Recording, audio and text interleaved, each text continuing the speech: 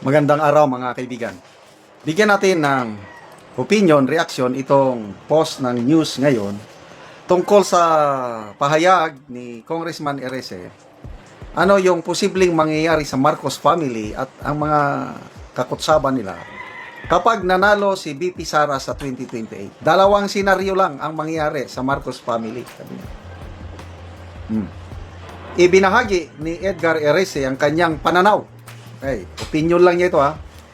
Kaugnay ng umiinit na tensyon sa pagitan ng kampo ng Marcos at Duterte sa gitna ng usapin ng impeachment laban kay Vice President Sara Duterte. Sa isang panayam, sinabi ni Erese na hindi umano kayang tanggapin ng mga Marcos ang posibilidad ng Duterte presidency sa 2028 dahil sa mga isyu ng korupsyon na ibinabato laban sa kanila. Ayon sa kanya, kung sakaling manalo si Duterte bilang Pangulo sa 2028, dalawa lamang umano ang maaring kahantungan para sa mga Marcos. Option 1, Option B. Select the best answer. Ito na yung exact statement ng kongresista. If Vice President Sara Duterte will win the 2028 elections, I think there are only two options for the Marcoses. One is to go to jail, or two, to go to exile, to go on exile. Dagdag pa niya, gagawin umano ng kampo ng Marcos ang lahat upang mapigilan ang naturang posibilidad. Kaya may nabasa akong post kanina, payag ni BP Sara, na galingan ninyo, sabi niya sa mga kongresista. Diba, isa sa mga grounds sa kanyang impeachment, yung SALN daw niya, unexplained wealth daw. Kaya hinamon niya ang mga kongresista eh. Sabi niya, nasaan? I-detalye nyo, saan banda, anong parte ng aking SALN na may unexplained wealth? I-detalye ninyo. Kung may mapatunayan kayong katiwalian sa aking SALN, bababa ako, magre-resign ako. Kailang galingan ninyo. Kasi, uubusin ko kayo pag nakaupo ako. Tandaanan nyo yan. Konting panahon na lang ang nalalabi sa inyong puon. Puon, PBB. Konti na lang ang panahon ninyo. Uubusin ko kayo. Kayong mga magnanakaw sa kaban ng pera ng bayan.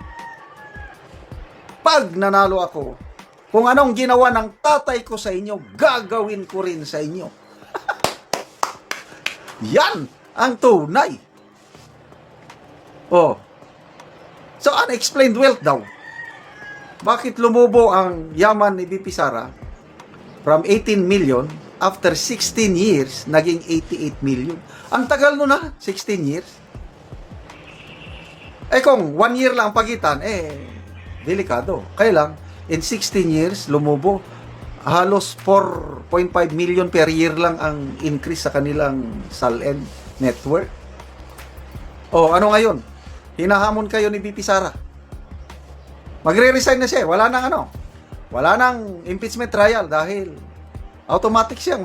Ibig sabihin niyan, walang itinatago ng aming BP Sara. Galingan ninyo. Kasi talagang agree ako dito sa opinion ni Congressman Erese. Unang ginawa nila yung ilagay si Ombudsman Boying Rimulya. Sabi ni dating presidential spokesperson Edwin Lasierda, Pinoy administration ito. The appointment of Boying Rimulya is an insurance policy. Ano yung insurance? Di ba? May kasiguruhan ka na hindi ka maano sa kinabukasan kung kukuha ka ng insurance. Ganyan din daw, sabi ni Attorney Edwin Lasierda. Para after 2028, kung kasuhan man sila ng Duterte administration, at least nandyan yung ombudsman. Kaya lang, wala. Hindi ka magsilbi dyan, ombudsman man ka. Pwede lang ma-impeach yan, tingnan natin. Gapangan na ngayon eh. Nung naging presidente si Tatay Digong, super majority mga kongresista pumanig kay Digong.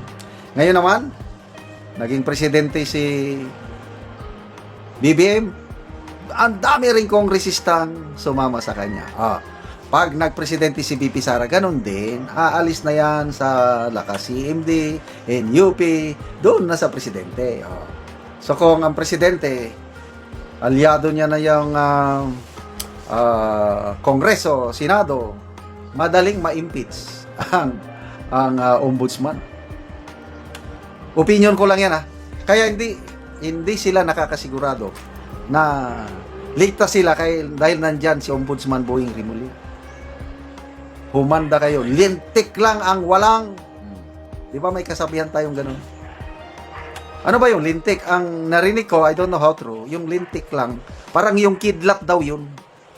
Kasi kung matamaan ka ng kidlat, paano ka makakaganti sa kidlat? Wala. Kidlat yun eh. Nature yun. Kaya, lintik lang ang walang ganti. Manda kayo sa aming minamahal na BP Sara. Sino kaya yung vice president niya na nire-recruit ng trabaho lang ng vice president magpakulong sa mga kawatan sa gobyerno? Kaya, kumanda na kayo. Option A, jail. Option B, go to exile. Ako, option A lang. Wala nang B dyan. Dapat makulong yung mga utak mastermind sa flood control scandal.